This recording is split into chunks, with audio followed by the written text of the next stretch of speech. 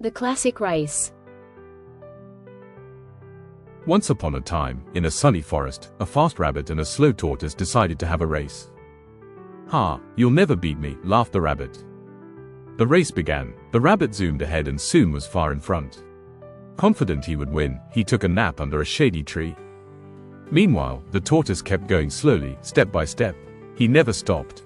When the rabbit woke up, he saw the tortoise almost at the finish line. He ran as fast as he could, but it was too late. The tortoise had won. Moral: slow and steady wins the race. Hi there, little friends. I hope you enjoyed the classic race, the fun story of the rabbit and the tortoise. Remember, it doesn't matter if you're fast or slow, what matters is to keep going and never give up. Just like our wise tortoise. Thank you for joining me today. If you like the story, give it a big smile, share it with your friends, and come back soon for more fun tales. Until next time, keep dreaming, keep learning, and always be kind. With love, author and story friend Genix.